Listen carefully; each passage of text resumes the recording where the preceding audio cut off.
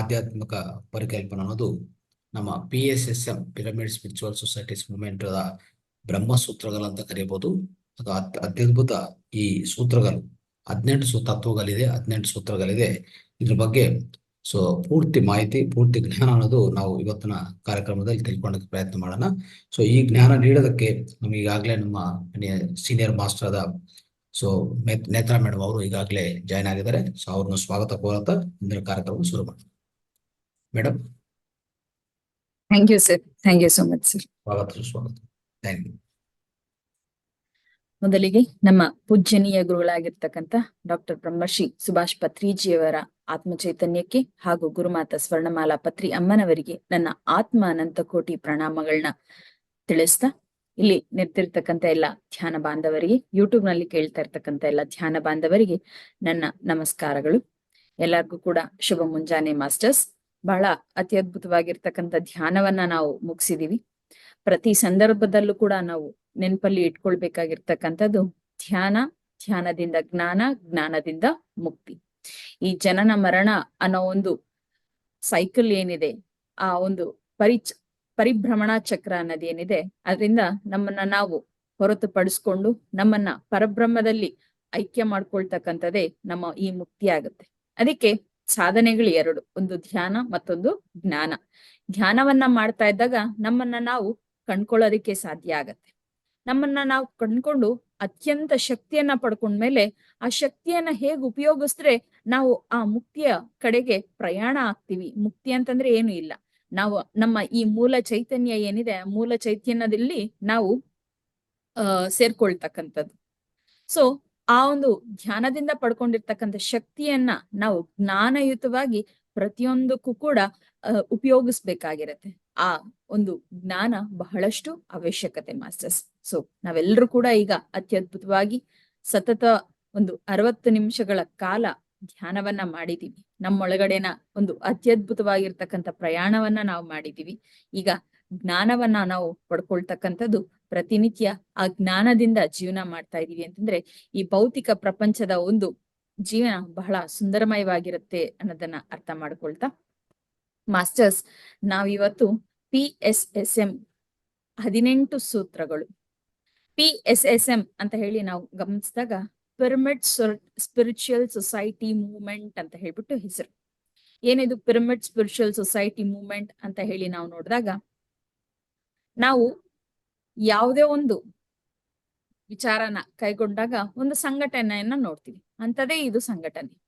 ಈ ಸಂಘಟನೆ ಹೆಸರನ್ನ ನಾವು ನೋಡ್ತಾ ಇದೀವಿ ಅಂತಂದ್ರೆ ಸ್ಪಿರಿಚುವಲ್ ಸೊಸೈಟಿ ಮೂವ್ಮೆಂಟ್ ಅಂತ ಹೇಳ್ತಾರೆ. ಅಂದ್ರೆ ಈ ಸಮಾಜ ಪೂರ್ತಿ ಆಧ್ಯಾತ್ಮಿಕತೆಯನ್ನ ಸಂತರಿಸ್ಕೊಂಡು ಅಭಿವೃದ್ಧಿ ಕಡೆಗೆ ಹೋಗ್ಬೇಕು ಅಂತ. ಆಮೇಲೆ ಪತ್ರಿಜಿ ಅವ್ರು ಹೇಳ್ತಾರೆ, ಎಲ್ಲರೂ ಕೂಡ ಸ್ಪಿರಿಚುವಲ್ ಸೈಂಟಿಸ್ಟ್ಗಳಾಗಿರ್ಬೇಕು ಅಂತ ಹೇಳ್ಬಿಟ್ಟು. ಸ್ಪಿರಿಚುವಲ್ ಸೈಂಟಿಸ್ಟ್ ಅಂದ್ರೆ ಏನು? ಪ್ರತಿಯೊಂದು ವಿಚಾರ ಆಧ್ಯಾತ್ಮಿಕವಾಗಿರ್ತಕ್ಕಂಥದ್ದನ್ನ ವೈಜ್ಞಾನಿಕವಾಗಿ, ಶಾಸ್ತ್ರೀಯಯುತವಾಗಿ ತಿಳ್ಕೊಳ್ತಕ್ಕಂಥದ್ದು, ಅರ್ಥ ಮಾಡ್ಕೊಳ್ತಕ್ಕಂಥದ್ದು. ನಾವಿವತ್ತು ಧ್ಯಾನ ಮಾಡ್ತಾ ಇದೀವಿ. ಯಾಕೆ ಧ್ಯಾನ ಮಾಡ್ತಾ ಇದೀವಿ? ಈ ಧ್ಯಾನದಿಂದ ನನಗೆ ಆಗ್ತಾ ಇರ್ತಕ್ಕಂಥ ಲಾಭಗಳೇನು? ಇದರಿಂದ ನನಗೇನು ಉಪಯೋಗಗಳಾಗ್ತಾ ಇದೆ? ನಾನು ಹೇಗೆ ನನ್ನನ್ನ ರೂಪಾಂತರಗೊಳಿಸ್ಕೊಳ್ತಾ ಇದ್ದೀನಿ, ಆಂತರಿಕವಾಗಿ, ಬಹಿರ್ಮುಖವಾಗಿ?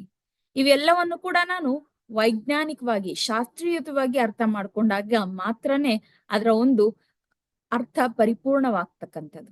ಇಂಥ ಶಾಸ್ತ್ರೀಯಯುತವಾದ ಮತ್ತು ವೈಜ್ಞಾನಿಕವಾಗಿರ್ತಕ್ಕಂಥ ಧ್ಯಾನವನ್ನ ನಾವು ಮಾಡ್ತಾ ಇರ್ತಕ್ಕಂಥದ್ದು, ಆ ಧ್ಯಾನಿಗಳೆಲ್ಲ ಒಗ್ಗೂಡ್ದಾಗೆ ಇದು ಪಿರಮಿಡ್ ಸ್ಪಿರಿಚುವಲ್ ಸೊಸೈಟಿ ಮೂವ್ಮೆಂಟ್ ಅಂತ ಹೇಳಿ ಹೆಸರನ್ನ ಪಡ್ಕೊಂಡಿರ್ತಕ್ಕಂಥದ್ದು. ನಾವು ಧ್ಯಾನ ಮಾಡ್ತಾ ಇದೀವಿ. ಧ್ಯಾನವನ್ನ ವೈಜ್ಞಾನಿಕವಾಗಿ ಮಾಡಿದಾಗ ಮಾತ್ರನೇ ಅದೆಷ್ಟೋ ಲಾಭಗಳನ್ನ ನಾವು ಪಡ್ಕೊಳ್ಳೋದಿಕ್ಕೆ ಸಾಧ್ಯ ಆಗ್ತಕ್ಕಂಥದ್ದು. ಸುಮ್ನೆ ನಾವು ಕೂತು ನಾನು ಕಣ್ಮುಚ್ಕೊಂಡೆ, ನಾನು ಒಂದು ಪೊಸಿಷನ್ ಅಲ್ಲಿ ಕುತ್ಕೊಂಡಿದ್ದೀನಿ ಅಂತ ಹೇಳಿ ಮಧ್ಯದಲ್ಲಿ ಏನಾಗ್ತಾ ಇದೆ ಅಂತ ಹೇಳ್ಬಿಟ್ಟು ಕಣ್ಬಿಟ್ಟು ನೋಡ್ತಕ್ಕಂಥದ್ದು, ಅಥವಾ ಈ ತರ ಆಗ್ತಾ ಇದೆ ಅಂತಂದ್ರೆ ಅದು ಸೈಂಟಿಫಿಕ್ ಮೆಡಿಟೇಷನ್ ಆಗಲ್ಲ. ನಾವು ಸೈಂಟಿಫಿಕ್ ಮೆಡಿಟೇಷನ್ ಮಾಡ್ಬೇಕು, ಶಾಸ್ತ್ರೀಯಯುತವಾಗಿರ್ತಕ್ಕಂಥ ಧ್ಯಾನವನ್ನ ಮಾಡ್ಬೇಕು. ಶಾಸ್ತ್ರೀಯಯುತವಾಗಿ ಧ್ಯಾನವನ್ನ ಮಾಡ್ಬೇಕು ಅಂತಂದಾಗ, ನಾವು ಕೂಡ ಪಿರಮಿಡ್ ಮಾಸ್ಟರ್ ಆಗ್ಬೇಕು ಅಂತಂದಾಗ, ಪತ್ರಿಜಿಯವರು 18 ಸೂತ್ರಗಳನ್ನ ಕೊಟ್ಟಿರ್ತಕ್ಕಂಥದ್ದು. ಆ 18 ಸೂತ್ರಗಳನ್ನ ನಾವು ಪಾಲನೆ ಮಾಡ್ತಾ ಇದೀವಿ ಅಂತಂದ್ರೆ, ಆ ಪಾಲನೆ ಮಾಡ್ತಕ್ಕಂಥ ಪ್ರಯತ್ನದ ಹೆಜ್ಜೆ ಕಡೆಗೆ ನಾವು ಹೋಗ್ತಾ ಇದೀವಿ ಅಂತಂದ್ರೆ, ನಾವು ಪಿರಮಿಡ್ ಮಾಸ್ಟರ್ ಆಗ್ತಕ್ಕಂಥದ್ದು ಬಹಳ ದೂರ ಇರ್ತಕ್ಕಂಥದ್ದು ಬಹಳ ದೂರ ಇಲ್ಲ ಮಾಸ್ಟರ್ಸ್. ಶಾಸ್ತ್ರೀಯತವಾಗಿ ಧ್ಯಾನ ಮಾಡಿದ್ರೇನೆ ನಾವು ಪ್ರತಿನಿತ್ಯ ಏನ್ ತಿಳ್ಕೊಳ್ತಾ ಇದೀವಿ ಆ ಲಾಭಗಳನ್ನೆಲ್ಲವನ್ನ ಕೂಡ ಕಂಡ್ಕೊಳ್ಳೋದಿಕ್ಕೆ ಸಾಧ್ಯ ಆಗ್ತಕ್ಕಂಥದ್ದು. ಸೊ ಹಾಗಾಗಿ ಒಂದೊಂದೇ ಏನು ಆ 18 ಸೂತ್ರಗಳು ಏನು ಪ್ರಿನ್ಸಿಪಲ್ಸ್ 18 ಪ್ರಿನ್ಸಿಪಲ್ಸ್ ಏನು ಅನ್ನೋದನ್ನ ನಾವು ನೋಡ್ತಾ ಹೋಗೋಣ ಮಾಸ್ಟರ್ಸ್. ಮೊದಲನೇದು ಏನು ಪ್ರಿನ್ಸಿಪಲ್ ಅಂತಂದ್ರೆ, ಸರಿಯಾದ ರೀತಿಯಲ್ಲಿ ನಾವು ಧ್ಯಾನ ಮಾಡ್ಬೇಕು. ಸರಿಯಾದ ರೀತಿಯಲ್ಲಿ ಧ್ಯಾನ ಮಾಡ್ತಕ್ಕಂಥದ್ದು ಅಂತಂದ್ರೆ ಏನು? ನಾವು ಆನಾಪಾನ ಸತಿ ಧ್ಯಾನವನ್ನ ಮಾಡ್ತಕ್ಕಂಥದ್ದೇ ಸರಿಯಾದ ರೀತಿಯಾಗಿರ್ತಕ್ಕಂಥ ಧ್ಯಾನ. ನಮ್ಗೆ ಸಾಕಷ್ಟು ಪ್ರಶ್ನೆಗಳು ಬರುತ್ತೆ. ಯಾಕೆ ಕೈನ ಜೋಡ್ಸೇ ಇರ್ಬೇಕು? ಯಾಕೆ ಕಾಲ್ ಮಡ್ಚ್ಲೇ ಇರ್ಬೇಕು? ಅಥವಾ ಚೇರ್ ಮೇಲೆ ಕೂತಿದೀವಿ ಅಂತಂದ್ರೆ ಒಂದು ಕಾಲ್ ಮೇಲೆ ಒಂದ್ ಕಾಲ್ ಹಾಕಿ ಕ್ರಾಸ್ ಮಾಡ್ತಕ್ಕಂಥದ್ದು, ಅಂದ್ರೆ ಆ ಪಾದ ಕ್ರಾಸ್ ಮಾಡ್ತಕ್ಕಂಥದ್ದು ಯಾಕೆ? ನಾವು ಮುದ್ರೆಗಳನ್ನ ಇಟ್ಕೊಂಡು ಧ್ಯಾನ ಮಾಡಬಹುದಲ್ವಾ? ಮತ್ತೆ ನಾವು ಒಂದು ಕ್ಯಾಂಡಲ್ನ ಈ ಧ್ಯಾನ ಮಾಡ್ಬೋದಲ್ವಾ? ನಾವು ಒಂದು ಮಂತ್ರ ಪಠಣೆ ಮಾಡ್ತಾ ಒಂದು ಧ್ಯಾನ ಮಾಡ್ಬೋದಲ್ಲ? ಅದೆಲ್ಲ ಕೂಡ ಧ್ಯಾನನೇ ಅಲ್ವಾ? ಹೀಗೆ ಯಾಕೆ ಮಾಡ್ಬೇಕು ಅಂತಂದಾಗ, ಒಂದೊಂದು ಪೊಸಿಷನ್ಗೂ ಕೂಡ ಅದರದೇ ಆಗಿರ್ತಕ್ಕಂಥ ಪ್ರಾಮುಖ್ಯತೆ ಇದೆ ಮಾಸ್ಟರ್ಸ್. ನಾವಿಲ್ಲಿ ಕಂಡುಕೊಂಡಿರ್ತಕ್ಕಂಥದ್ದು ಆನಾಪಾನ ಸತಿ ಧ್ಯಾನ. ಇದರ ಪ್ರಾಮುಖ್ಯತೆ ಏನು ಅಂತಂದಾಗ, ನಾವು ನಮ್ಮ ದೇಹವನ್ನ ಪೂರ್ಣವಾಗಿ ಗಮನಿಸ್ತಾ ಬಂದಿದೀವಿ ಅಂತಂದ್ರೆ, ಈ ಎನರ್ಜಿ ಅಂದ್ರೆ ನಾವೇನ್ ಶಕ್ತಿ ಪಡಿತೀವಿ ಪ್ರತಿನಿತ್ಯ, ಅದು ಆಹಾರದಿಂದಾಗಿರಬಹುದು, ಪ್ರಕೃತಿಯಿಂದಾಗಿರಬಹುದು, ನಾವು ಮಾಡ್ತಕ್ಕಂಥ ಚಟುವಟಿಕೆಗಳಿಂದಾಗಿರಬಹುದು, ಏನು ಶಕ್ತಿಯನ್ನ ಪಡ್ಕೊಳ್ತೀವಿ, ಈ ಶಕ್ತಿ ಅನ್ನೋದು ನಮ್ಮಿಂದ ಖರ್ಚಾಗತ್ತೆ. ಆ ಖರ್ಚಾಗ್ತಕ್ಕಂಥದ್ದು ಹೇಗಾಗುತ್ತೆ ಅಂತ ಹೇಳಿ ನಾವು ನೋಡಿದಾಗ, 10% ನಮ್ಮ ಪಾದಗಳಿಂದ, ಇನ್ನ 10% ನಮ್ಮ ಕೈಗಳು ಏನು ಕೆಲಸ ಮಾಡ್ತಾ ಇರ್ತೀವಿ ಅದರಿಂದ, ಹಾಗೆ ಇನ್ನ 80% ನಮ್ಮ ಕಣ್ಣುಗಳಿಂದ ಈ ಶಕ್ತಿ ಅನ್ನೋದು ಹೊರ ಹೋಗ್ತಕ್ಕಂಥದ್ದು ಅನ್ನೋದು ನಾವು ಗಮನಿಸ್ತೀವಿ ಮಾಸ್ಟರ್ಸ್. ಈ ಶಕ್ತಿಯೆಲ್ಲನ್ನು ಕೂಡ ನಾವು ಕಳ್ಕೊಳ್ತಾ ಇದೀವಿ ಅಂತಂದಾಗ, ಅಥವಾ ಕಡಿಮೆ ಆಗ್ತಾ ಇದೆ ಅಂತಂದಾಗ, ನಮಗೆ ಬೇಕಾಗಿರ್ತಕ್ಕಂಥ ಒಂದು ಕ್ರೈಟೀರಿಯಾಸ್ನ ನಾವು ನಮ್ಮ ಬಾಡಿಗೆ ಬೇಕಾಗಿರ್ತಕ್ಕಂಥದ್ದನ್ನ ನಾವು ಪೂರೈಸ್ಕೊಳ್ಳಕ್ಕೆ ಸಾಧ್ಯ ಆಗಲ್ಲ. ಸೊ ಅದಕ್ಕೆ ಆ ಎನರ್ಜಿನೆಲ್ಲವನ್ನು ಕೂಡ ನಮ್ಮಲ್ಲಿ ಸ್ಟೋರ್ ಮಾಡ್ಕೊಳ್ಬೇಕಾಗಿರ್ತಕ್ಕಂಥ ಅವಶ್ಯಕತೆ ಬಹಳಷ್ಟು ಇದೆ. ಆಮೇಲೆ ನಾವು ಧ್ಯಾನ ಮಾಡ್ತಾ ಇದೀವಿ ಅಂತಂದಾಗ, ನಾವು ಅದೆಷ್ಟೋ ಬಹಳ ಅದ್ಭುತವಾಗಿರ್ತಕ್ಕಂಥ ವಿಶ್ವ ಚೈತನ್ಯವನ್ನ ಪಡ್ಕೊಳ್ತಾ ಇರ್ತೀವಿ. ಆ ವಿಶ್ವ ಚೈತನ್ಯ ನಮ್ಮಿಂದ ಪಡ್ಕೊಳ್ತಕ್ಕಂಥದ್ದು ನಮ್ಮೊಳಗಡೆ ಸ್ಟೋರ್ ಆಗ್ಬೇಕು. ಅದನ್ನ ನಾವು ಹೊರಗಡೆ ಕಳಿಸ್ಬಿಟ್ಟಿದೀವಿ ಅಂತಂದ್ರೆ ಏನ್ ಪ್ರಯೋಜನ ಆಗತ್ತೆ ಅಲ್ವಾ? ಸೊ ಆ ಕಾರಣಕ್ಕಾಗಿ ನಾವು ಮಾಡ್ತಕ್ಕಂಥ ಈ ಆನಾಪಾನ ಸತಿ ಧ್ಯಾನ ಒಂದು ಪೊಸಿಷನ್ ನಾವು ನೋಡಿದೀವಿ ಅಂತಂದ್ರೆ, ಇದು ಬ್ರಹ್ಮಶ್ರೀ ಪತ್ರಿಜಿ ಅವರು ನಮ್ಗೆ ಮರುಪರಿಚಯ ಮಾಡಿಸಿರ್ತಕ್ಕಂಥದ್ದು. ಇದನ್ನ ಇಂಟ್ರೊಡ್ಯೂಸ್ ಮಾಡಿರ್ತಕ್ಕಂಥದ್ದು ಯಾರು ಅಂತ ಹೇಳಿ ನಾವು ನೋಡಿದಾಗ, ಭಗವಾನ್ ಬುದ್ಧರು ಅವರು ಇಂಟ್ರೊಡ್ಯೂಸ್ ಮಾಡಿರ್ತಕ್ಕಂಥದ್ದು. ಅವರು ಸರಿಸುಮಾರು 500ಕ್ಕೂ ಹೆಚ್ಚು ಧ್ಯಾನದ ವಿಧಾನಗಳನ್ನ ಪ್ರಯತ್ನಿಸಿ ಕೊನೆಗೆ ಆನಾಪಾನ ಸತಿ ಧ್ಯಾನ ಬಹಳ ಅತ್ಯುತ್ತಮವಾಗಿರ್ತಕ್ಕಂಥದ್ದು ಅಂತ ಹೇಳ್ಬಿಟ್ಟು ಕಂಡ್ಕೊಂಡು, ಅದು ಅವರು ಫಾಲೋ ಮಾಡ್ತಾ ಅವರ ಶಿಷ್ಯಂದ್ರಿಗೂ ಕೂಡ ಹೇಳ್ಕೊಟ್ಟಿರ್ತಕ್ಕಂಥದ್ದು ಆ ಒಂದು ಆನಾಪಾನ ಸತಿ ಧ್ಯಾನದ ಬಗ್ಗೆ ನಮಗೆ ಮತ್ತೆ ಪರಿಚಯ ಮಾಡಿಸಿರ್ತಕ್ಕಂಥದ್ದು ಪತ್ರಿಜಿ ಅವರು. ಏನಾಗತ್ತೆ ಈ ಆನಾಪಾನ ಸತಿ ಧ್ಯಾನದಲ್ಲಿ ಅಂತ ಹೇಳಿ ನಾವು ನೋಡಿದಾಗ, ನಾವು ಯಾವಾಗಾದ್ರೆ ಕೈನ ಕ್ಲೋಸ್ ಮಾಡ್ತೀವಿ, ಮತ್ತೆ ಕಾಲನ್ನ ಲಾಕ್ ಮಾಡ್ತೀವಿ. ಇದೇನಾಗುತ್ತೆ ಅಂತಂದ್ರೆ ಒಂದು ಸರ್ಕ್ಯೂಟ್ ನ ಏರ್ಪಡಿಸುತ್ತೆ. ಕಣ್ಣನ್ನ ಕ್ಲೋಸ್ ಮಾಡ್ಕೊಂಡಾಗ ಕಂಪ್ಲೀಟ್ ನಮ್ಮಲ್ಲಿ ಆ ಎನರ್ಜೀಸ್ ಸರ್ಕ್ಯುಲೇಟ್ ಆಗೋ ಹಾಗೆ ಒಂದು ಸರ್ಕ್ಯೂಟ್, ಬ್ರಹ್ಮರಂಧ್ರದಿಂದ ಎನರ್ಜೀಸ್ ಬರ್ತಾ ಇರತ್ತೆ, ದೇಹದೊಳಗಡೆ ಫ್ಲೋ ಆಗ್ತಾ ಇರತ್ತೆ. ಕಣ್ಣು ಕ್ಲೋಸ್ ಆಗಿದೆ, ಕೈ ಜೋಡಿಸಿದೀವಿ, ಕಾಲು ಕೂಡ ಕಟ್ ಹಾಕಿದೀವಿ. ಏನಾಗುತ್ತೆ, ಒಂದು ಎನರ್ಜಿ ಸರ್ಕ್ಯೂಟ್ ಅನ್ನೋದು ಫಾರ್ಮ್ ಆಗತ್ತೆ. ನಮ್ಮೊಳಗಡೆ ಎಂಟೈರ್ ಎನರ್ಜಿ ಸರ್ಕ್ಯುಲೇಟ್ ಆಗ್ತಾ ಇನ್ನರ್ ಹೀಲಿಂಗ್ ಅನ್ನೋದು ಶುರು ಆಗುತ್ತೆ ಮಾಸ್ಟರ್ಸ್. ಅದೇ ರೀತಿ ನಮ್ಮೊಳಗಡೆ ನಾವು ಪ್ರಯಾಣ ಮಾಡ್ಕೊಳ್ತಾ ಇರ್ತೀವಲ್ಲ, ಅಂದ್ರೆ ನಮ್ಮ ಸೋಲ್ ಜೊತೆ ಕನೆಕ್ಟ್ ಆಗ್ತೀವಲ್ಲ, ಆ ಸೋಲ್ ಕನೆಕ್ಟಿವಿಟಿ ಅನ್ನೋದು ಬಹಳಷ್ಟು ಎಫೆಕ್ಟಿವ್ ಆಗಿ ನಮ್ಗೆ ಅವಕಾಶ ಮಾಡ್ಕೊಡುತ್ತೆ. ಆಮೇಲೆ ಅಪಾನ ಅಂದ್ರೆ ಏನು ಅಂತಂದಾಗ, ನಾವು ಸಹಜವಾಗಿ ಏನು ಉಸಿರಾಡ್ತೀವಿ, ನಮ್ಮ ಉಚ್ಛ್ವಾಸ ಮತ್ತೆ ನಿಶ್ವಾಸ, ಅಂದ್ರೆ ನಾನ್ ಮಾತಾಡ್ತಾ ಇದ್ದೀನಿ ಹಾಗೆ ಉಸಿರು ತಗೊಳ್ತಾ ಇದ್ದೀನಿ, ಎಷ್ಟು ಸಹಜವಾಗಿ ಉಸಿರನ್ನ ತಗೊಳ್ತಾ ಇದ್ದೀನಿ, ಇಷ್ಟು ಸಹಜವಾಗಿರ್ತಕ್ಕಂಥ ಉಸಿರಿನ ಜೊತೆ ನಾವಿದ್ದಾಗ, ಯಾರು ನಮ್ಮ ಗುರು ಯಾರು ಅಂತಂದ್ರೆ ಈ ಉಸಿರೇ. ಒಂದು ಹೊತ್ತು ಆಹಾರ ಇಲ್ಲ ಅಂತಂದ್ರು ನಾನು ಇರ್ಬಲ್ಲೆ, ಒಂದೊತ್ತು ನೀರಿಲ್ಲ ಅಂತಂದ್ರು ಇರ್ಬಲ್ಲೆ. ಆದ್ರೆ ಒಂದೇ ಒಂದು ಸೆಕೆಂಡು ನಾನು ಉಸಿರಾಟವನ್ನ ನಿಲ್ಸಿದ್ರೆ ನನ್ನ ದೇಹ ಮತ್ತು ನನ್ನ ಆತ್ಮ ಬೇರೆ ಆಗ್ತಕ್ಕಂಥದ್ದನ್ನ ನಾನು ಗಮನಿಸ್ತೀನಿ. ಈ ದೇಹದಲ್ಲಿ ಆ ಆತ್ಮ ಪದಾರ್ಥ ಇಲ್ಲ ಅಂತಂದ್ರೆ ಈ ಈ ಒಂದು ಜನ್ಮ ಮುಕ್ತಾಯವಾದಂತೆ. ಅಂದ್ರೆ ಇಲ್ಲಿ ಸತ್ಯವಾಗಿರ್ತಕ್ಕಂಥ ಗುರು ಯಾರು ಅಂತಂದ್ರೆ ಶ್ವಾಸ. ಆ ಶ್ವಾಸವನ್ನ ನಾನು ಹಿಂಬಾಲಿಸಿದೀನಿ ಅಂತಂದಾಗ ಈ ವಿಶ್ವದಲ್ಲಿ ಇರ್ತಕ್ಕಂಥ ಅನೇಕಾನೇಕ ಕ್ರೈಟೀರಿಯಾಸ್ನ ನನ್ ಕನೆಕ್ಟ್ ಆಗ್ಲಿಕ್ಕೆ ಸಾಧ್ಯ ಆಗುತ್ತೆ. ಈ ವಿಶ್ವಕ್ಕೆ ನಾನು ಎಫೆಕ್ಟಿವ್ ಆಗಿ ಕನೆಕ್ಟ್ ಆಗುತ್ತೆ. ವಿಶ್ವದಲ್ಲಿರ್ತಕ್ಕಂಥದ್ದು ಏನು? ಶೂನ್ಯ. ಹಾಗೆ ಏನಿಂದ ನಾನು ಕನ್ಸ್ಟ್ರಕ್ಟ್ ಆಗಿದ್ದೀನಿ? ನಾನ್ ಕನ್ಸ್ಟ್ರಕ್ಟ್ ಆಗಿರ್ತಕ್ಕಂಥದ್ದು ಅವಯವಗಳಾಗಿರಬಹುದು, ಒಂದು ದೇಹದ ಭಾಗಗಳಾಗಿರ್ಬಹುದು. ಆ ದೇಹದ ಭಾಗಗಳಾಗಿರ್ಬೋದು, ಅವಯವಗಳು ಏನ್ರಿಂದ ತಯಾರಾಗಿದೆ ಅಂತ ಹೇಳಿ ನಾವು ನೋಡಿದಾಗ ಅಣುಗಳು. ಆ ಅಣುವಲ್ಲಿ ಮತ್ತೆ ಏನಿದೆ ಅಂತಂದಾಗ ಆ ಅಣುವಲ್ಲಿರ್ತಕ್ಕಂಥದ್ದು ಕೂಡ ಶೂನ್ಯನೇ. ಆ ವಿಶ್ವದಲ್ಲಿರ್ತಕ್ಕಂಥದ್ದು ಕೂಡ ಶೂನ್ಯನೇ, ನನ್ನೊಳಗಡೆ ಇರ್ತಕ್ಕಂಥದ್ದು ಕೂಡ ಶೂನ್ಯನೇ. ಅಂದ್ರೆ ಆ ಶೂನ್ಯವನ್ನ ನಾನು ಕಂಡ್ಕೊಳ್ಬೇಕು ಅಂತಂದಾಗ ನನ್ನ ಒಳಗಡೆ ಇರ್ತಕ್ಕಂಥ ಎಲ್ಲವನ್ನು ಕೂಡ ನಾನು ಸೈಲೆನ್ಸ್ ಮಾಡ್ಕೊಳ್ಬೇಕು. ಆ ಸೈಲೆನ್ಸ್ ಮಾಡ್ಕೊಳ್ಳೋದು ಹೇಗೆ ಸಾಧ್ಯ? ನನ್ನ ಈ ಶ್ವಾಸವನ್ನ ನಾನು ಕನೆಕ್ಟ್ ಆದಾಗ, ಆ ಶ್ವಾಸವನ್ನ ನಾನು ಅಂದ್ರೆ ನನ್ನ ಉಸಿರನ್ನ ನಾನು ಹಿಂಬಾಲಿಸಿದಾಗ. ಅದಕ್ಕೆ ನಾವು ಆ ಉಸಿರೇ ಗುರು, ಆ ಶ್ವಾಸನೇ ಗುರು ಅಂತ ಹೇಳ್ತಕ್ಕಂಥದ್ದು.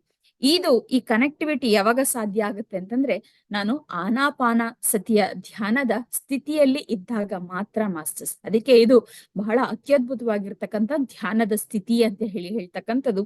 ಸೊ ನಾವೆಲ್ಲ ಕೂಡ ಆನಾಪಾನ ಸತಿ ಧ್ಯಾನನೇ ಮಾಡ್ಬೇಕು. ಹಾಗೆ ಎಲ್ಲಾರ್ಗೂ ಕೂಡ ಈ ಆನಾಪಾನ ಸತಿ ಧ್ಯಾನದ ಬಗ್ಗೆನೆ ನಾವು ಹೇಳ್ಕೊಡ್ಬೇಕು ಅಂತ ಹೇಳ್ತೀವಿ. ಯಾವುದೇ ರೀತಿಯಾಗಿರ್ತಕ್ಕಂಥ ಪ್ರಾಣಾಯಾಮ ಪದ್ಧತಿಯಲ್ಲಿ ಮತ್ತೊಂದು ಅವೆಲ್ಲವೂ ಕೂಡ ಒಳ್ಳೇದೇ, ಯಾವುದು ನಮಗೆ ವಿರುದ್ಧವಾಗಿರ್ತಕ್ಕಂಥದ್ದು ಅಂತಲ್ಲ. ಆದ್ರೆ ಹೆಚ್ಚು ನಾವು ನಮ್ಮ ಸೋಲ್ ಪರ್ಪಸ್ ನ ಕಂಡ್ಕೊಳ್ಳೋದಿಕ್ಕಾಗಿರ್ಬಹುದು, ಅಥವಾ ಫಿಸಿಕಲ್ ಆಗಿ ಏನೇನ್ ಆರೋಗ್ಯದ ಒಂದು ಚೇತರಿಕೆ, ಮತ್ತೊಂದು ಇನ್ನೊಂದು ಎಲ್ಲಾ ಬೆನಿಫಿಟ್ಸ್, ಅದ್ರ ಜೊತೆಗೆ ಮೂಲ ಏನು ನಾವು ನಮ್ಮ ಮೂಲಕ್ಕೆ ಕನೆಕ್ಟ್ ಆಗ್ಬೇಕು ಅಂತಂದಾಗ ಇದು ಬಹಳ ಅತ್ಯದ್ಭುತವಾಗಿರ್ತಕ್ಕಂಥದ್ದು, ಏಕೈಕವಾಗಿರ್ತಕ್ಕಂಥದ್ದು ಆನಾಪಾನ ಸತಿ ಧ್ಯಾನ ಅನ್ನೋದನ್ನ ನಾವು ಅರ್ಥ ಮಾಡ್ಕೊಳ್ಬೇಕು.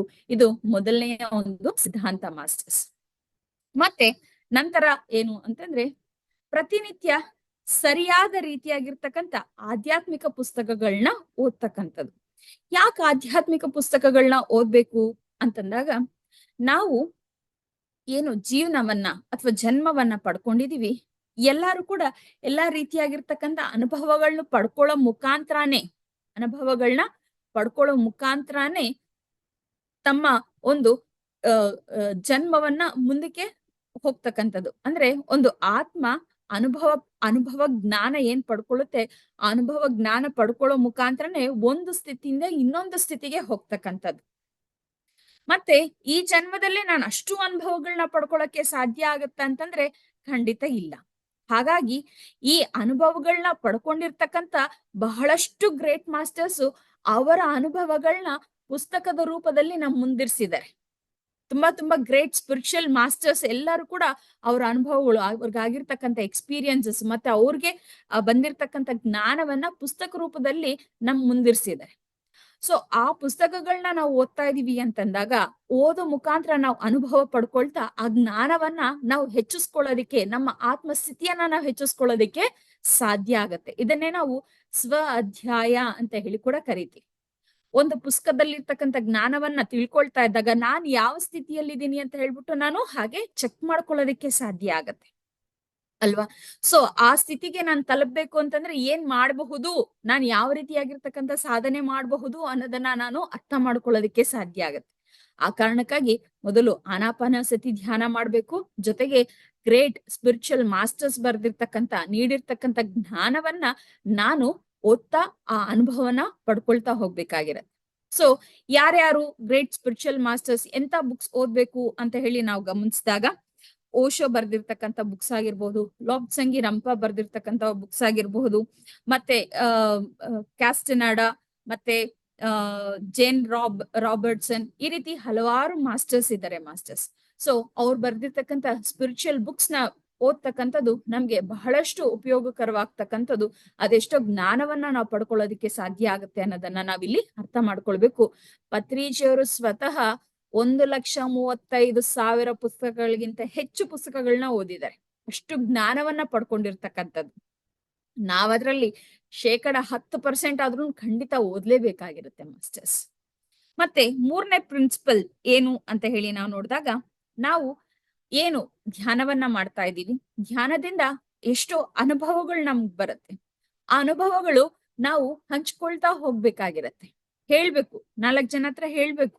ಯಾಕೆ ಹೇಳ್ಬೇಕು ನೋಡಿ, ಗ್ರೇಟ್ ಸ್ಪಿರಿಚುವಲ್ ಮಾಸ್ಟರ್ಸ್ ಬರ್ದಿರ್ತಕ್ಕಂಥ ಅನುಭವ ಜ್ಞಾನವನ್ನ ನಾವು ಓದ್ತಾ ಇದೀವಿ ಅಂತಂದ್ರೆ ನಮ್ಗೆ ಎಷ್ಟು ಆತ್ಮಸ್ಥಿತಿ ಔನ್ನತ್ಯ ಆಗತ್ತೆ. ಅದೇ ರೀತಿ ನಮ್ಮ ಅನುಭವಗಳನ್ನ ನಾವು 4 ಜನ ಹತ್ರ ಹಂಚ್ಕೊಳ್ತಾ ಇದೀವಿ ಅಂತಂದ್ರೆ ಅವ್ರಿಗೆ ಎಷ್ಟು ಉಪಯೋಗಕರ. ಜೊತೆಗೆ ಹಂಚಿದಷ್ಟು ಹೆಚ್ಚಾಗುತ್ತೆ ಹೊರತು ಕಡಿಮೆ ಆಗಲ್ಲ ಮಾಸ್ಟರ್ಸ್. ಸೊ ನಾನು ನನ್ನ ಅನುಭವಗಳನ್ನ ಹಂಚ್ತಾ ಹೋಗ್ತಾ ಇದ್ದೀನಿ ಅಂತಂದ್ರೆ ಅದು ನನಗೆ ಇನ್ನಷ್ಟು ಸ್ಪಷ್ಟವಾಗಿ ಅದ್ರ ಬಗ್ಗೆ ಅರ್ಥ ಮಾಡ್ಕೊಳ್ಳೋದಕ್ಕೂ ಸಾಧ್ಯ ಆಗುತ್ತೆ. ಜೊತೆಗೆ 4 ಜನಕ್ಕೆ ನಾನು ಹೇಳ್ತಾ ಇದ್ದೀನಿ ಅಂತಂದಾಗ ನಾನ್ ಹೇಳಿರ್ತಕ್ಕಂಥ ಅನುಭವಗಳಲ್ಲಿ ಏನಾದ್ರೂ ಅವ್ರಿಗೆ ಒಂದು ಸೊಲ್ಯೂಷನ್ ಅನ್ನೋದು ಸಿಗ್ತಕ್ಕಂಥ ಚಾನ್ಸಸ್ ಇರುತ್ತೆ.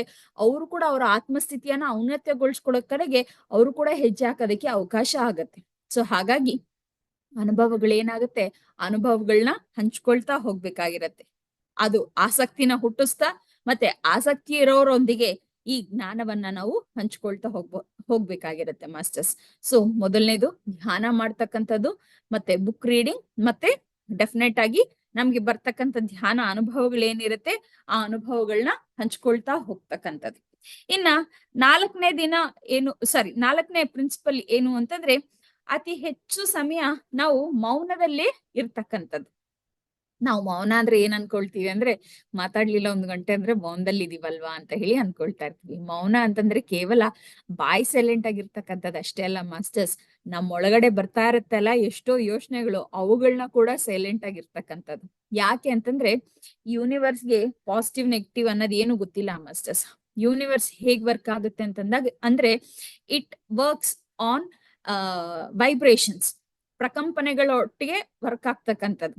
ನಾನ್ ಪ್ರತಿನಿತ್ಯ ಯಾವ ರೀತಿಯಾಗಿರ್ತಕ್ಕಂಥ ಪ್ರಕಂಪನೆಗಳನ್ನ ಹೊರ ಹಾಕ್ತೀನಿ, ಅದು ನನ್ನ ಬಾಯಿಂದ ಬರ್ತಕ್ಕಂಥ ಮಾತು ಪ್ರಕಂಪನೆಗಳು, ನನ್ನ ತಲೆಯಿಂದ ಹೊರಗಡೆ ಬರ್ತಕ್ಕಂಥ ಯೋಚನೆ ಪ್ರಕಂಪನೆ. ಇವೆರಡು ಕೂಡ ವೈಬ್ರೇಷನ್ಸ್, ಎರಡು ಕೂಡ ಪ್ರಕಂಪನೆನೆ.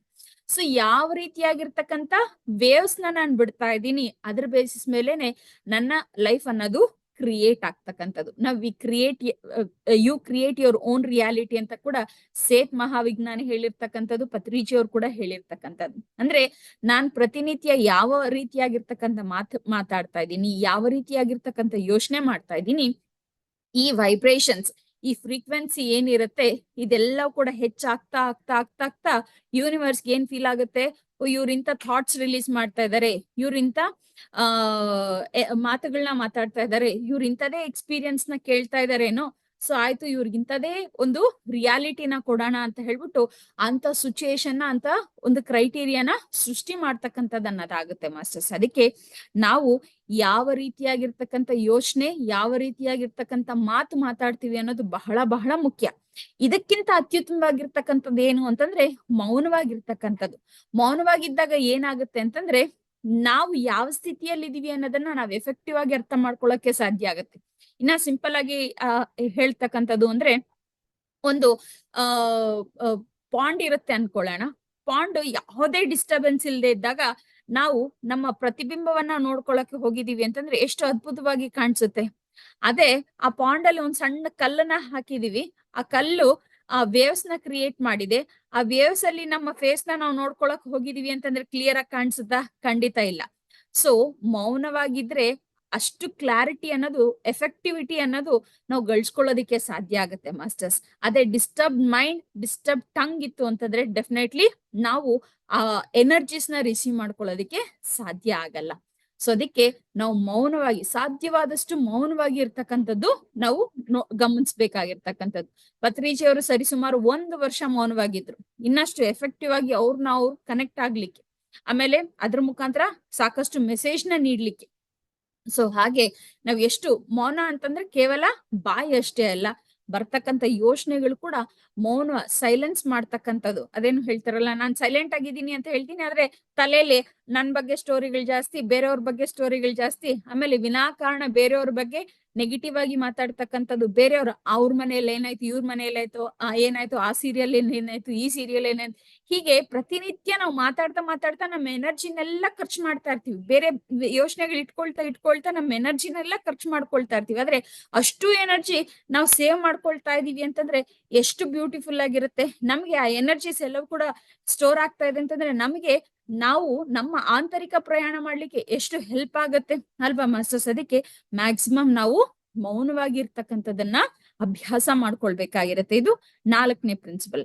5ನೇ ಪ್ರಿನ್ಸಿಪಲ್ ಏನು ಅಂತಂದ್ರೆ, ನಾವು ಮ್ಯಾಕ್ಸಿಮಮ್ ಧ್ಯಾನದ ಅನುಭವಗಳನ್ನ ಹೆಚ್ಚು ಪಡ್ಕೊಳ್ಬೇಕು. ನಾನು ಧ್ಯಾನ ಮಾಡ್ತಾ ಇದ್ದೀನಿ, ಭೌತಿಕವಾಗಿ ಅದೆಷ್ಟೋ ಅನುಭವಗಳನ್ನ ಪಡ್ಕೊಳ್ತಾ ಇದ್ದೀನಿ, ಆದ್ರೆ ಆಧ್ಯಾತ್ಮಿಕವಾಗಿ ಕೂಡ ಅನುಭವಗಳನ್ನ ಹೆಚ್ಚು ಮಾಡ್ಕೊಳ್ಬೇಕು. ಧ್ಯಾನದಲ್ಲಿ ನಾನು ಇನ್ನೇನೋ ಸಾಧನೆ ಮಾಡ್ಬೇಕು, ಸೊ ನಾನು ಹೆಚ್ಚು ಸಾಧನೆ ಮಾಡೋ ಮುಖಾಂತರ ಇನ್ನ ಹೆಚ್ಚು ನಾನು ಒಳಗಡೆ ಪ್ರಯಾಣ ಮಾಡ್ಬೇಕು ಅಂತ ಹೇಳಿ ಭಾವಿಸಿದ್ರೆ, ಅಂತ ಸಂದರ್ಭದಲ್ಲಿ ಹುಣ್ಣಿಮೆಯ ದಿನಗಳನ್ನ ಧ್ಯಾನಕ್ಕಾಗಿ ನಾವು ಬಳಸ್ಬೇಕಾಗಿರ್ತಕ್ಕಂಥದ್ದು.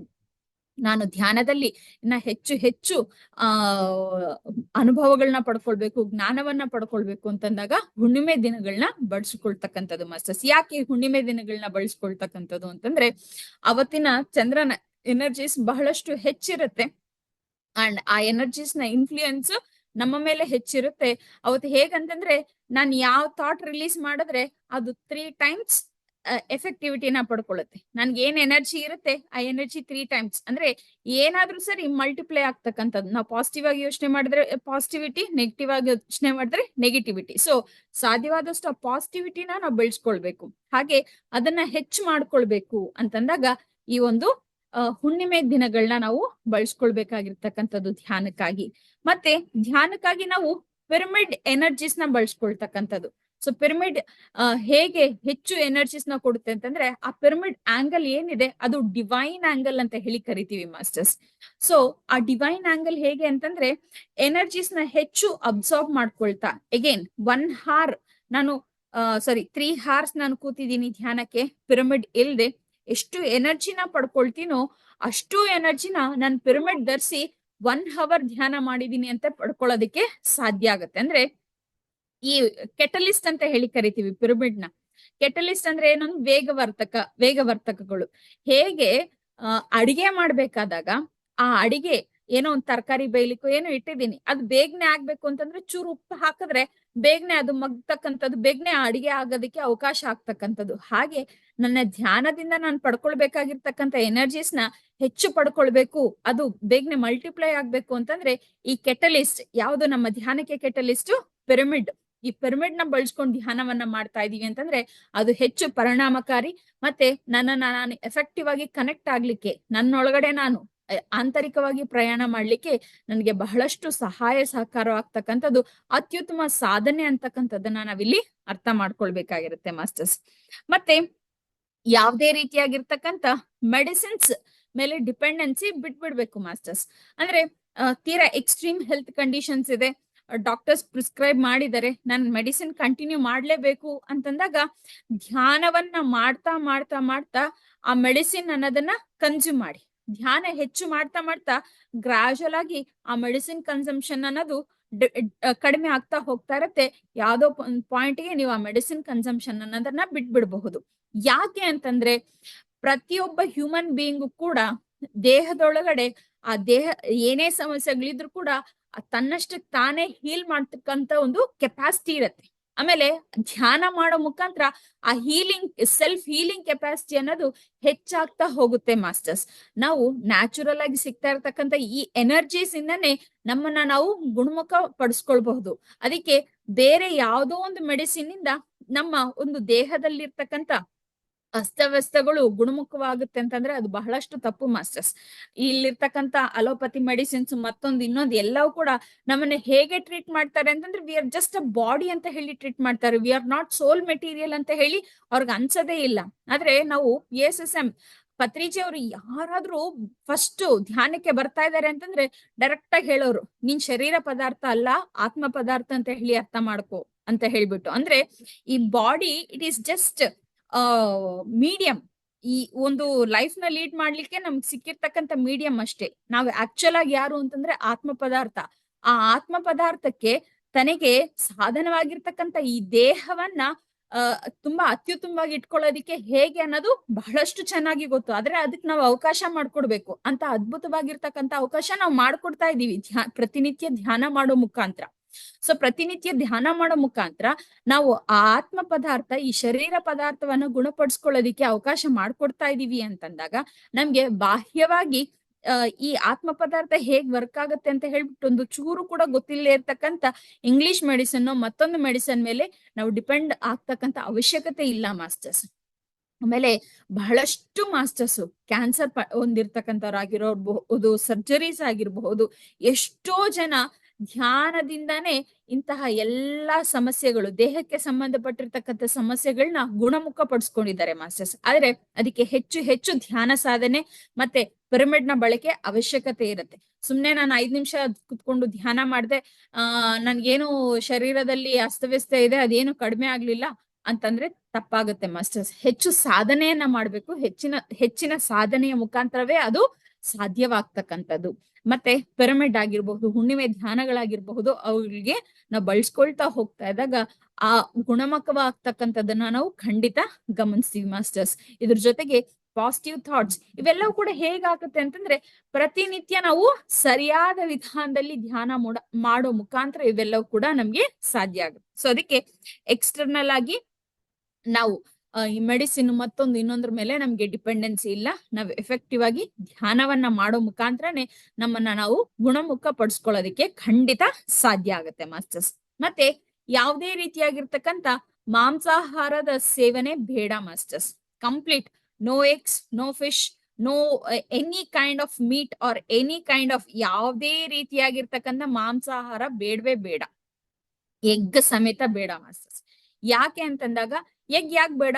ಎಗ್ಗು ವೆಜಿಟೇರಿಯನ್ ಅಂತ ಹೇಳ್ಬಿಟ್ಟು ಸೈಂಟಿಸ್ಟ್ಗಳೇ ಡಿಕ್ಲೇರ್ ಮಾಡಿದಾರಲ್ವಾ, ಎಲ್ಲ ಡಿಕ್ಲೇರ್ ಮಾಡಿದಾರಲ್ವಾ. ಎಗ್ ಯಾಕೆ ತಿನ್ಬಾರ್ದು? ಅದು ಸೋರ್ಸ್ ಆಫ್ ಪ್ರೋಟೀನ್. ಮತ್ತೊಂದು ಇನ್ನು ಅಂತಂದ್ರೆ ಆ ಎಗ್ಗಿಂದ ಕೂಡ ಬರ್ತಕ್ಕಂಥದ್ದು ಜೀವನೇ, ಜೀವಕ್ಕೆ ಮೂಲ ಆಗಿರ್ತಕ್ಕಂಥ ಕಾರಣನೇ ಅದು ಕೂಡ ಸೇವನೆ ಮಾಡಬಾರ್ದು ಅಂತಂದ್ರೆ ಆ ಜೀವಕ್ಕೆ ಮೂಲ ಆಗಿರ್ತಕ್ಕಂಥ ಒಂದು ವಿಚಾರವನ್ನ ಧ್ವಂಸ ಮಾಡ್ತಾ ನಾವು ಆಹಾರ ಅಂತ ಹೇಳಿ ತಗೊಳ್ತಾ ಇದೀವಿ.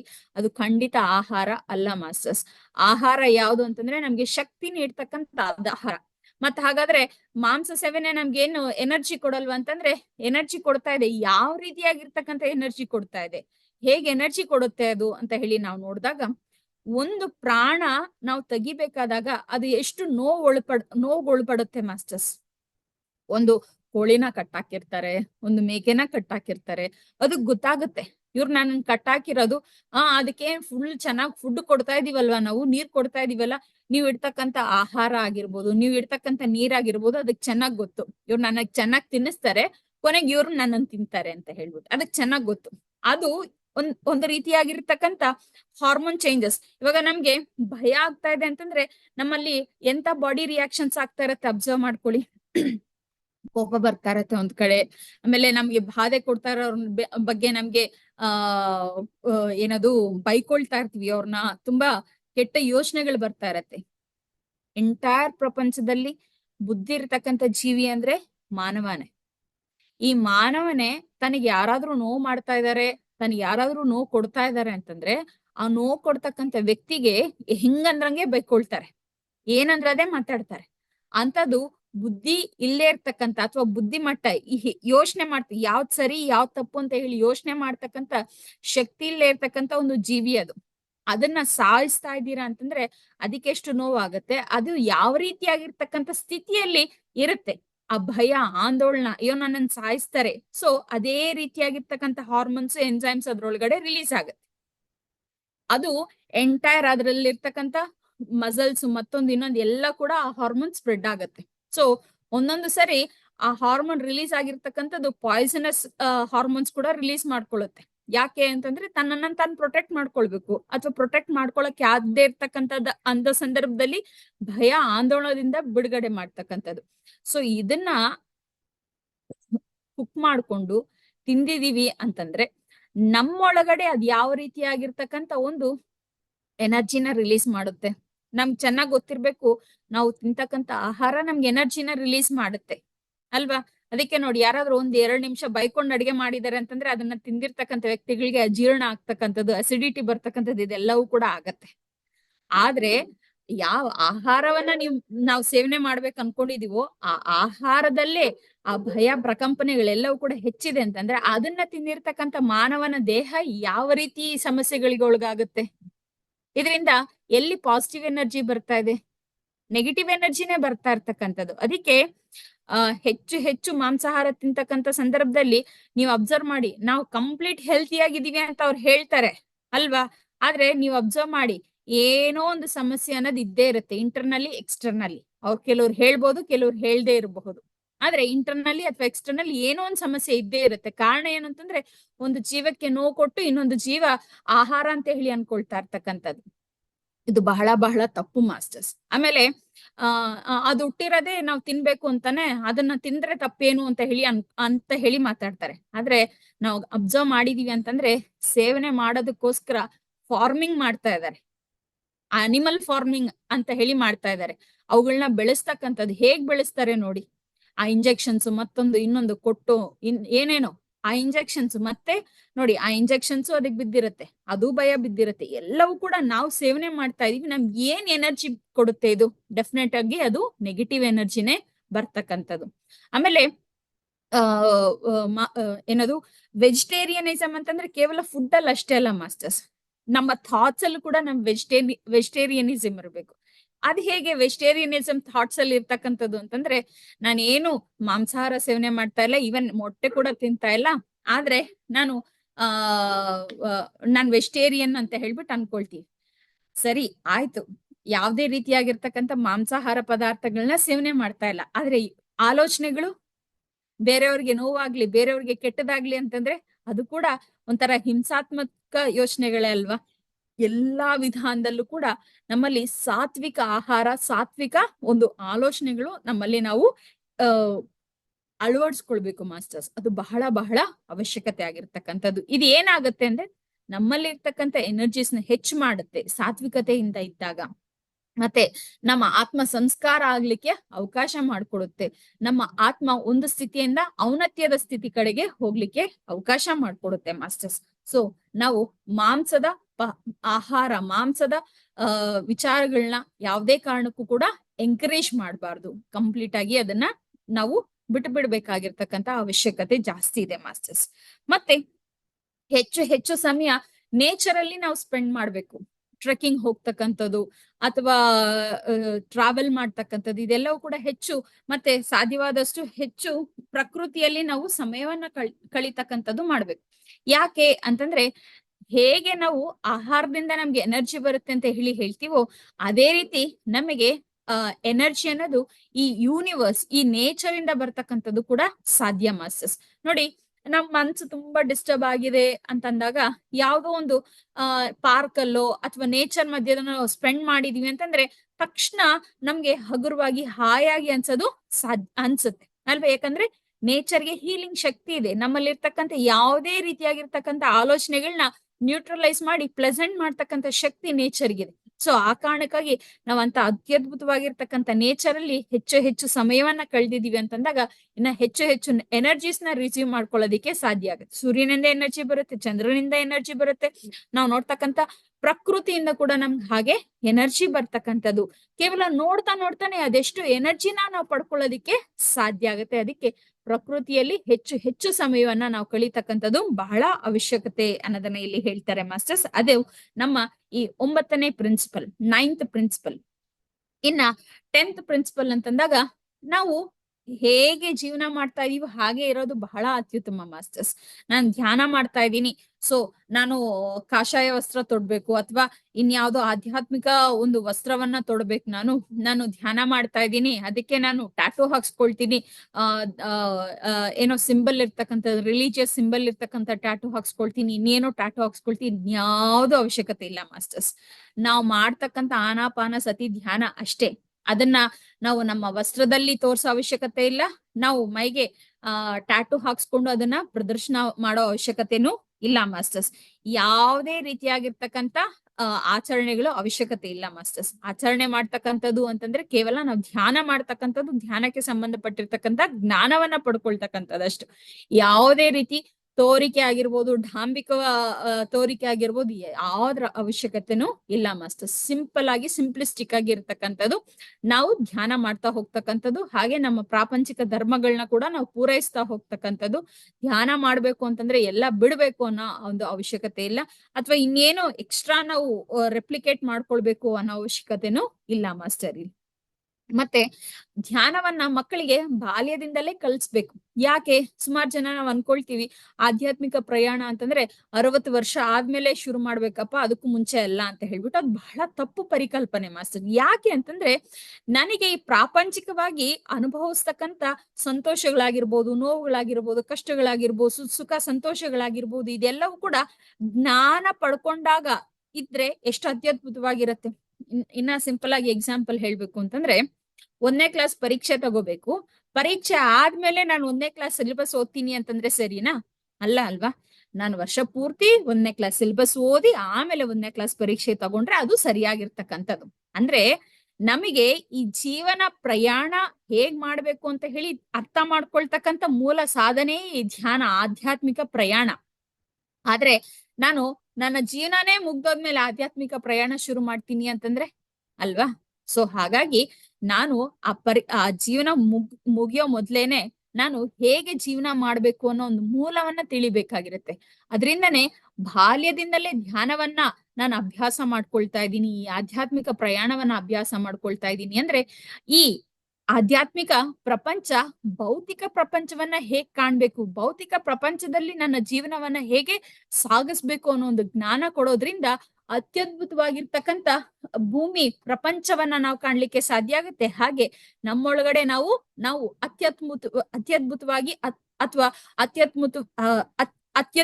ಅತ್ಯುತ್ತಮವಾಗಿರ್ತಕ್ಕಂಥ ವ್ಯಕ್ತಿಗಳಾಗಿ ನಮ್ಮನ್ನ ನಾವು ರೂಪಾಂತರಗೊಳಿಸ್ಕೊಳ್ಳೋದಕ್ಕೆ ಸಾಧ್ಯ ಆಗತ್ತೆ ಮಾಸ್ಟರ್ಸ್. ಸೊ ಆ ಕಾರಣಕ್ಕಾಗಿ ಬಾಲ್ಯದಿಂದಲೇ ಅಂದ್ರೆ ಮಕ್ಕಳು ಆ ವಯಸ್ಸಿಂದಲೇ ಧ್ಯಾನವನ್ನ ಅವ್ರಿಗೆ ಅಭ್ಯಾಸ ಮಾಡ್ಬೇಕು. ಮಕ್ಕಳಿಗೆ ಹೇಗೆ ಉಸಿರ ಮೇಲೆ ಕಾನ್ಸಂಟ್ರೇಟ್ ಮಾಡಕ್ ಹೇಳ್ಕೊಡಕ್ಕಾಗತ್ತೆ, ಅವ್ರಿಗೆ ಎಲ್ಲಿ ಕುತ್ಕೊಳ್ತಾರೆ, ಕೇವಲ 5 ನಿಮಿಷ ಸುಮ್ನೆ ಆ ಪೊಸಿಷನ್ ಅಲ್ಲಿ ಕೂರ್ಸಿ ಸಾಕು. 5 ನಿಮಿಷ ಪೊಸಿಷನ್ ಅಲ್ಲಿ ಕೂರ್ಸಿ, ಮತ್ತೆ ನಿಧಾನಕ್ಕೆ ಉಸಿರಿನ ಮೇಲೆ ಗಮನ ಕೊಡ್ತಕ್ಕಂಥದ್ದನ್ನ ಹೇಳ್ಕೊಡಿ. ಆಮೇಲೆ ಒಂದೊಂದ್ ನಿಮಿಷ ಹೆಚ್ಚು ಮಾಡ್ತಕ್ಕಂಥದ್ದು. ಎಷ್ಟು ಇಂಪ್ಯಾಕ್ಟ್ ಅವರು ಗಮನಿಸ್ತಾರೆ, ಎಷ್ಟು ಪಾಸಿಟಿವಿಟಿ ಅವ್ರು ಗಮನಿಸ್ತಾರೆ, ನೀವು ಎಕ್ಸ್ಪೆಕ್ಟು ಮಾಡಕ್ಕಾಗಲ್ಲ. ಅವ್ರಿಗೇನ್ ನಾವು ಮಾಡ್ತೀವಲ್ಲ ಕುತ್ಕೊಂಡು ಹೆಚ್ಚು ಸಮಯ ಮಾಡ್ತಕ್ಕಂಥದ್ದು, ಅವ್ರಿಗೆ ಆ ಸ್ಥಿತಿ ಕಂಟಿನ್ಯೂ ಆಗ್ತಾ ಇದೆ ಅಂತಂದ್ರೆ ಕೂರ್ಸೋಣ. ಬಟ್ ಅಭ್ಯಾಸ ಮಾಡ್ಸೋದು ಅಟ್ಲೀಸ್ಟ್ ಒಂದು 5 ಮಿನಿಟ್ಸ್ ಇಂದ ನಾವು ಶುರು ಮಾಡಿಸ್ತಾ ಇದೀವಿ ಅಂತಂದಾಗ ಅವರಲ್ಲಿ ಎಷ್ಟೋ ಚೇಂಜಸ್ ನಾವು ಡೆಫಿನೆಟ್ ಆಗಿ ಗಮನಿಸ್ತೀವಿ. ಅಂಡ್ ಬ್ಯೂಟಿಫುಲ್ ಲೈಫ್ ಅವ್ರು ಲೀಡ್ ಮಾಡ್ಲಿಕ್ಕೆ ಸಾಧ್ಯ ಆಗುತ್ತೆ. ಜೊತೆಗೆ ಪರ್ಪಸ್ ಏನು ಅನ್ನೋದನ್ನ ಅವರು ತಿಳ್ಕೊಳಕ್ಕೆ ಸಾಧ್ಯ ಆಗುತ್ತೆ. ಆ ಪರ್ಪಸ್ ಕಡೆಗೆ ಅವರು ಸಣ್ಣ ವಯಸ್ಸಿನಲ್ಲೇ ಹೆಜ್ಜೆ ಹಾಕ್ಲಿಕ್ಕೂ ಕೂಡ ಸಾಧ್ಯ ಆಗುತ್ತೆ ಮಾಸ್ಟರ್ಸ್. ಮತ್ತೆ ನೆಕ್ಸ್ಟ್ ಈ 12ನೇ ಪ್ರಿನ್ಸಿಪಲ್ ಏನು ಅಂತಂದ್ರೆ, ನಾವೆಲ್ಲರೂ ಕೂಡ ಮಾಸ್ಟರ್ಸ್. ನಾವ್ ಯಾರು ಕೂಡ ಸ್ಟೂಡೆಂಟ್ಸ್ ಶಿಷ್ಯಂದ್ರಿಲ್ಲ. ಅಂದ್ರೆ ನಮ್ ಗುರುಗಳು, ನಾವು ಅವ್ರಿಗೆ ಶಿಷ್ಯರುಗಳು. ಪತ್ರಿಜಿ ಅವರು ಎಷ್ಟು ಜನಕ್ಕೆ ಆನಾಪಾನಸತಿ ಧ್ಯಾನ ಹೇಳ್ಕೊಟ್ಟಿದ್ದಾರೆ, ಹಾಗೆ ಅವರಿಂದ ಯಾರು ಜ್ಞಾನವನ್ನ ಪಡ್ಕೊಂಡಿದಾರೋ ಅವ್ರು ಏನಾದ್ರು ವಿಚಾರ ಹೇಳಿದ್ರು ಕೂಡ ಪತ್ರಿಜಿ ಅವರು ಕೇಳ್ತಾ ಇದ್ರು, ಸ್ಟೂಡೆಂಟ್ ಆಗಿ ಕೇಳ್ತಾ ಇದ್ರು. ಅದೇ ರೀತಿ ಅವರು ಮಾಸ್ಟರ್ ಆಗಿ ಹೇಳ್ತಾ ಇದ್ರು.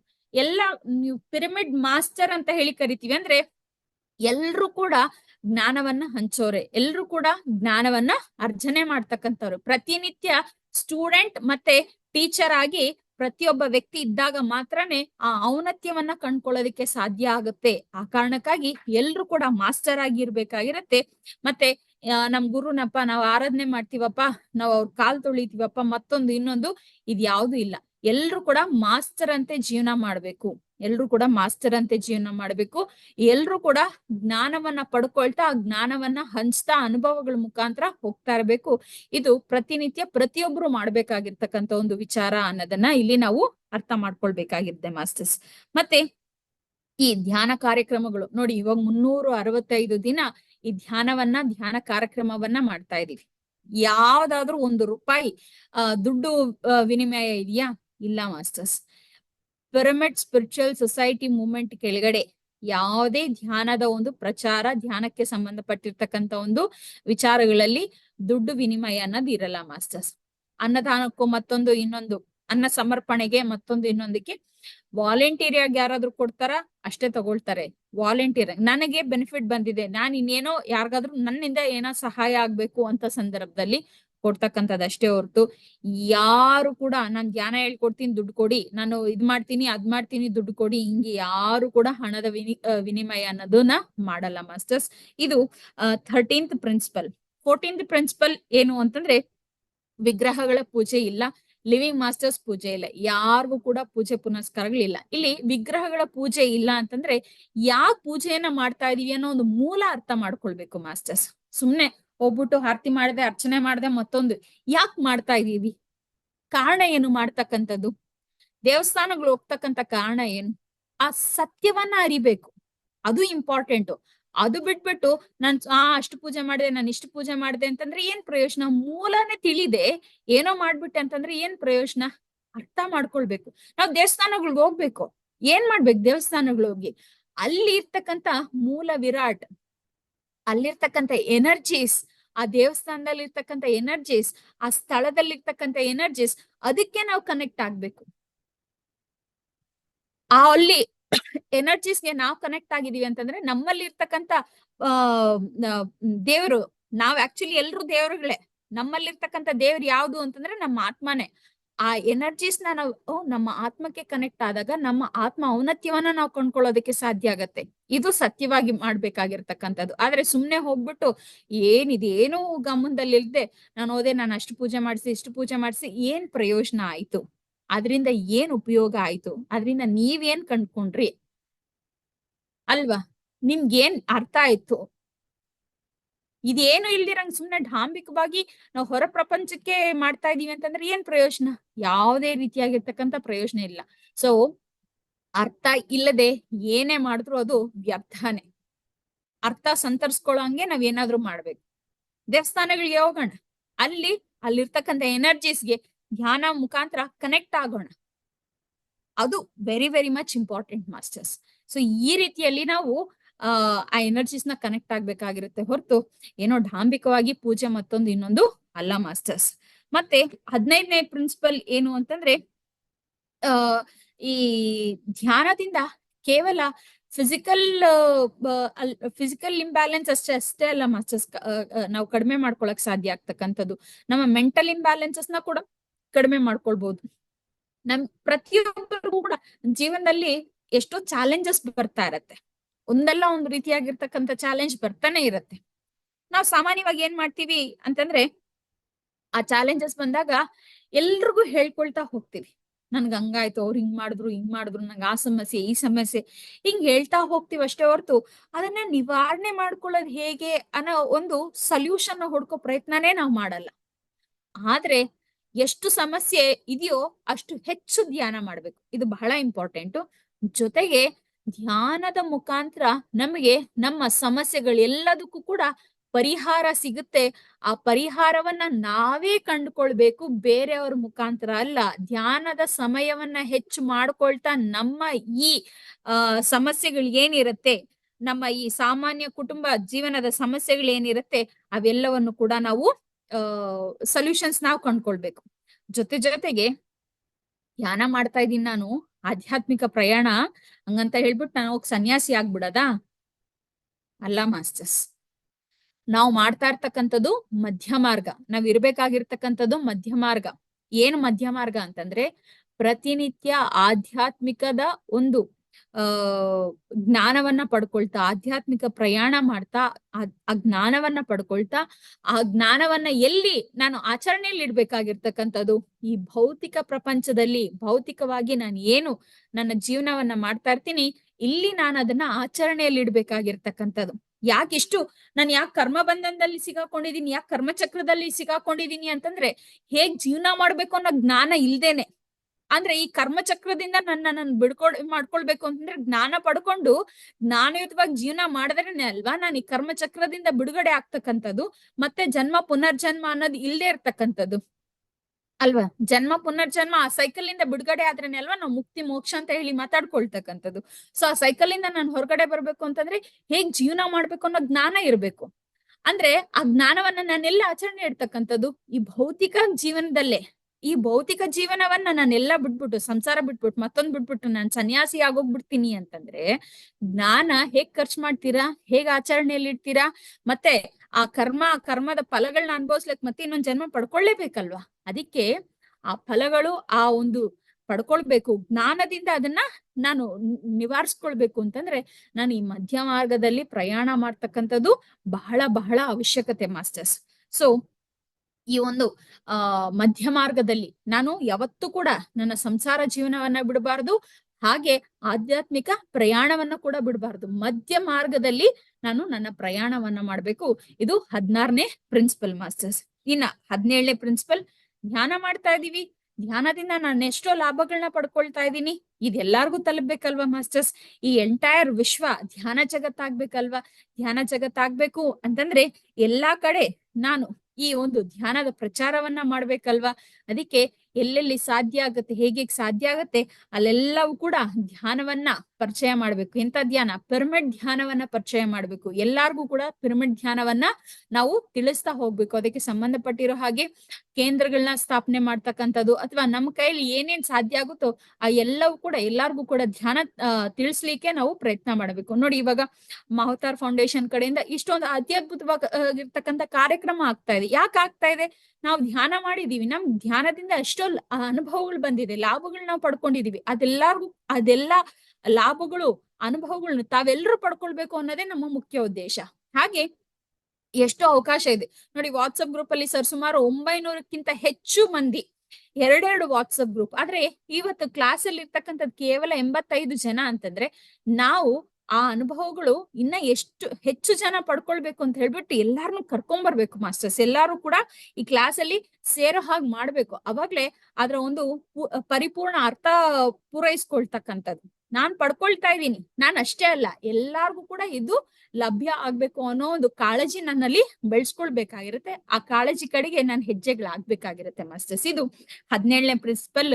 ಇನ್ನ ಕೊನೆಯದಾಗಿ 18ನೇ ಪ್ರಿನ್ಸಿಪಲ್ ಏನು ಅಂತಂದ್ರೆ ಧ್ಯಾನದ ಅನುಭವಗಳು ಏನಾಗಿರುತ್ತೆ, ವೈಯಕ್ತಿಕವಾಗಿ ನಾವು ಹೇಗೆ ಬದಲಾವಣೆ ಆಗಿದೀವಿ ಧ್ಯಾನದಿಂದ, ಹೇಗೆ ನಮ್ಮನ್ನ ನಾವು ಅಭಿವೃದ್ಧಿ ಪಥದ ಕಡೆಗೆ ಅಂದ್ರೆ ಆತ್ಮ ಔನ್ನತ್ಯದ ಕಡೆಗೆ ನಾವು ಹೆಜ್ಜೆಗಳಾಗ್ತಾ ಹೋಗ್ತಾ ಇದೀವಿ. ಅದೆಲ್ಲಾ ಕಡೆ ಕೂಡ ನಾವು ಹಂಚ್ಕೊಳ್ತಾನೆ ಇರ್ಬೇಕಾಗಿರುತ್ತೆ ಮಾಸ್ಟರ್ಸ್. ನಾನಂತೂ ಬಹಳಷ್ಟು ಅನುಭವಗಳನ್ನ ಪಡ್ಕೊಂಡಿದೀನಿ. ಮುಂದೊಂದಿನ ಯಾವತ್ತಾದ್ರೂ ಧ್ಯಾನದ ಅನುಭವಗಳು ಅವಕಾಶ ಸಿದ್ದಾಗ ಖಂಡಿತ ನನ್ನ ಅನುಭವಗಳನ್ನ ನಾನು ತಮ್ಮೆಲ್ಲರ ಹತ್ರ ಕೂಡ ಹಂಚ್ಕೊಳ್ತೀನಿ ಮಾಸ್ಟರ್ಸ್. ಸೊ ಇದು ಮೇಜರ್ ಆಗಿ ನಾವು ಗಮನದಲ್ಲಿ ಇಟ್ಕೊಳ್ಬೇಕಾಗಿರ್ತಕ್ಕಂಥ 18 ಸೂತ್ರಗಳು, 18 ಪ್ರಿನ್ಸಿಪಲ್ಸ್. ಇದರಿಂದ ನಮ್ಮ ಜೀವನ ಬಹಳಷ್ಟು ಅತ್ಯದ್ಭುತವಾಗಿ ನಮ್ಮ ಆತ್ಮ ಔನ್ನತ್ಯವನ್ನ ನಾವು ಕೊಂಡ್ಕೊಳ್ಬಹುದು ಅಂತ ಹೇಳೋದಕ್ಕೆ ಇಷ್ಟಪಡ್ತಾ, ಈ 18 ಪ್ರಿನ್ಸಿಪಲ್ಸ್ ನಮ್ಗೆ ನೀಡಿರ್ತಕ್ಕಂಥ ಪತ್ರಿಜಿ ಅವರಿಗೆ ಮತ್ತೊಮ್ಮೆ ನನ್ನ ನಮಸ್ಕಾರಗಳನ್ನ ತಿಳಿಸ್ತಾ, ಈ ಅವಕಾಶ ಮಾಡಿಕೊಟ್ಟಿರ್ತಕ್ಕಂಥ ರಂಗಸ್ವಾಮಿ ಸರ್ಗೆ ಮತ್ತು ತಾವೆಲ್ಲರಿಗೂ ಕೂಡ ನನ್ನ ಹೃದಯಪೂರ್ವಕ ನಮಸ್ಕಾರಗಳು ಮಾಸ್ಟರ್ಸ್. ಧನ್ಯವಾದಗಳು. ತುಂಬಾ ಧನ್ಯವಾದ ಮೇಡಮ್. ಈ PSSM 18 ಪ್ರಿನ್ಸಿಪಲ್ಸ್ ಅನ್ನೋದು ನಮ್ಗೆಲ್ಲರಿಗೂ ಗೊತ್ತು. ಸಾರ್ ಅಂತ ಇರ್ತಾರೆ ಪತ್ರಿಜಿ ಸರ್. ಇದು ಬ್ರಹ್ಮಸೂತ್ರಗಳಿಗೆ ಸಮಾನ. ಬ್ರಹ್ಮಸೂತ್ರಗಳು ಏನಿದೆಯೋ ಈ 18 ಸೂತ್ರಗಳು ಅದಕ್ಕೆ ಸಮಾನ ಸ್ನೇಹಿತರೆ. ಅದಕ್ಕೋಸ್ಕರ ಮೇಡಮ್ ಹೇಳುವಂತ ಈ 18 ಸೂತ್ರಗಳು ದಯವಿಟ್ಟು ಮತ್ತೆ ಮತ್ತೆ ತಿರ್ಗಾ ಪ್ರತಿಯೊಬ್ಬರು ಅವರು ನಮ್ಮ ಜೀವನದಲ್ಲಿ ಅಳವಡಿಸ್ಕೋಬೇಕು. ಅದು ಪ್ರಧಾನವಾಗಿರ್ತದೆ. ಯಾಕಂದ್ರೆ ತಿಳ್ಕೊಂಡೋದು ದೊಡ್ಡ ವಿಷಯ ಅಲ್ಲ. ಖಂಡಿತವಾಗಿ ನಮ್ಮ ಜೀವನದಲ್ಲಿ ಈ 18 ಸೂತ್ರಗಳನ್ನ ನಾವು ಪಾಲನೆ ಮಾಡಿದ್ರೆ ನಿಮ್ಗೆ ಆಧ್ಯಾತ್ಮಿಕಕ್ಕೆ ನೀವು ಯಾಕೆ ಬಂದಿದ್ರಿ ಅಂದ್ರೆ ಆರೋಗ್ಯ ಒಂದೇ ಅಲ್ಲ, ದೈಹಿಕ ಆರೋಗ್ಯ ಒಂದಲ್ಲ, ಮಾನಸಿಕ ಆರೋಗ್ಯ, ಸಾಮಾಜಿಕ ಆರೋಗ್ಯ, ಆಧ್ಯಾತ್ಮಿಕ ಪುರೋಗತಿ, ಮತ್ತೆ ಕೊನೆಯದಾಗಿ ನಮ್ಮ ಆತ್ಮ ಸಾಕ್ಷಾತ್ಕಾರ ಪಡಿಬೇಕಂದ್ರೆ ಈ 18 ಸೂತ್ರಗಳು ಖಂಡಿತವಾಗಿ ಪಾಲನೆ ಮಾಡಬೇಕು. ಯಾವುದೇ ತಪ್ಪಿದೆ ಖಂಡಿತವಾಗಿ ಪಾಲನೆ ಮಾಡಬೇಕು. ಸೊ ಇಂಥ ಅದ್ಭುತ ಸೂತ್ರಗಳು ನಮ್ಗೆ ಮೇಡಮ್ ತಿಳಿಸ್ಕೊಟ್ಟಿದ್ದಕ್ಕೂ ತುಂಬಾ ಹೃದಯಪೂರ್ವಕ ಧನ್ಯವಾದ ಮೇಡಮ್ ನಿಮಗೆ. Thank you so much madam. Thank you.